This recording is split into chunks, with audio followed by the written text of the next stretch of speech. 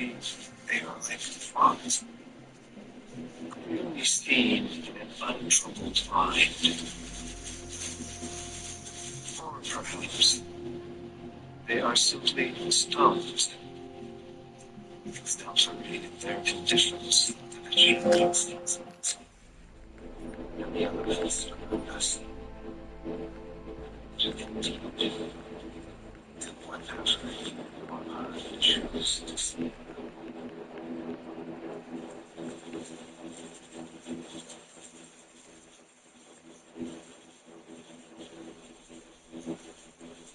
No temple here of one sort or another. For 2,000 years, the perimeter wall that runs around the garden dates back at least that far.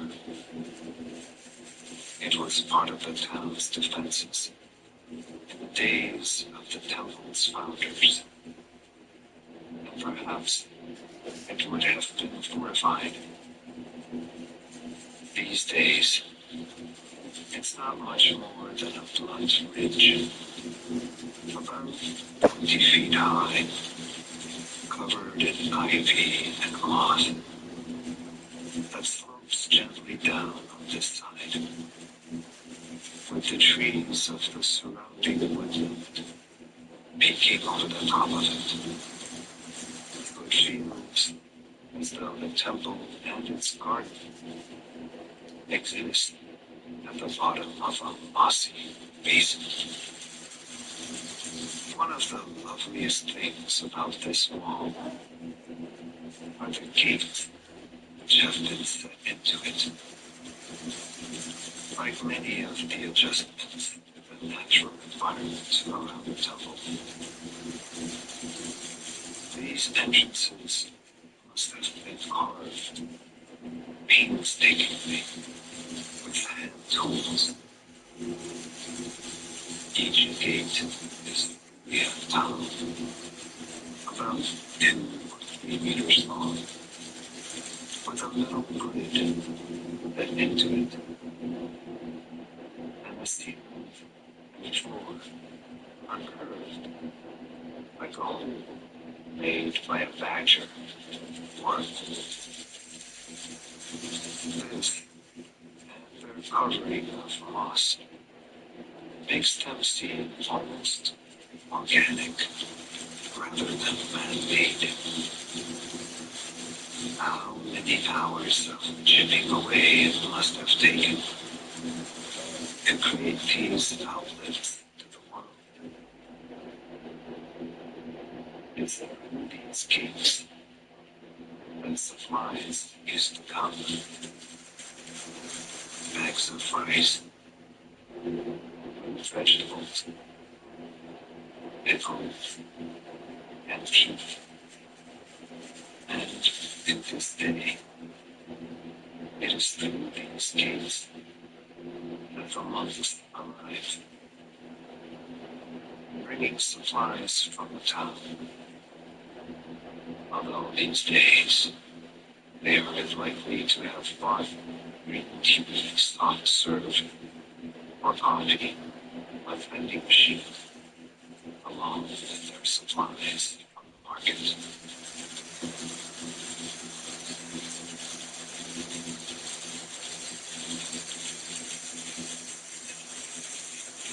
That large single-story building on the other side of the gravel courtyard is the chanting hall.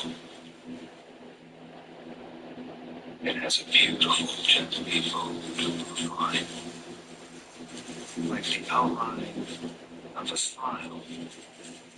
The lips might be turned up at the edges, and at each corner of the roof, pointed eaves, which project out over the courtyard, rather like the rim of a hat.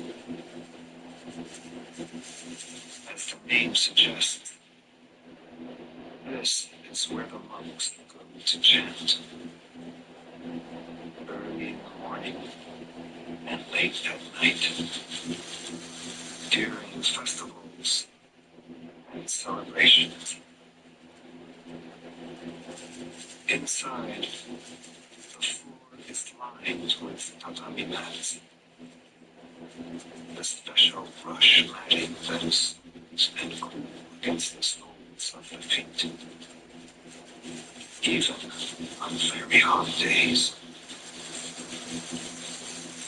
If you came while we were in retreat, around this time, you might hear the sound of the wood block, carved in the shape of a beautiful fish that is beaten in time with the chant, and over it, the voices of the monks, nasal and rhythmic.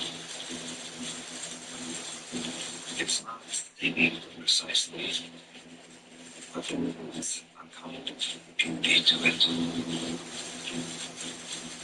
And once you get into the cycle of life here, the various bells and chants that mark time become a comforting part of the structure of a life. The wide plain of gravel outside the hall is presented somewhat in the way that lawns are used in European great houses. They produce a sense of space, stillness, that is quite deliberate. Perhaps it's this that of water here, as you can hear.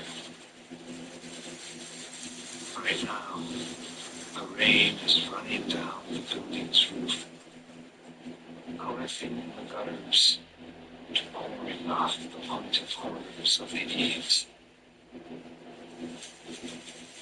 To each of the eaves is attached a chain of upturned brass cups, which look like tiny inverted bells. The water bubbles each one before it runs over the edges and down into the next, and the next, and the next, and so on, all the way down the chain to the ground.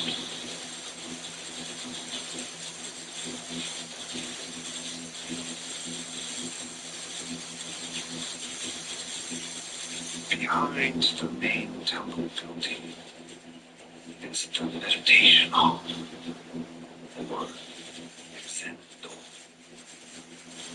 a large rectangular room without any ornamentation, apart from it, containing a small statue. Here, the incense is lit at the beginning of a meditation. The room is paved with large square slabs in a honey-colored terracotta. It's around this floor that the monks walk in a circuit between their sessions of seated meditation, each one getting up from their cushion and standing that signals that it's time for the walking meditation to begin. In our tradition, we walk briskly with our eyes fixed on the feet of the person just ahead of us, and our feet moving in time with theirs. But the room is still now, and the only sound is the patter of the rain on the roof. The meditation cushions are stacked in the corner of the room, and the gray temple cat is asleep among them. She is a lazy cat, and this is one of her favorite places to come and sleep. Even while we are sitting, she will stroll light as a passing thought, untroubled by the rows of humans who sit mysteriously still, like statues, arranged in two rows, one on each side of the room.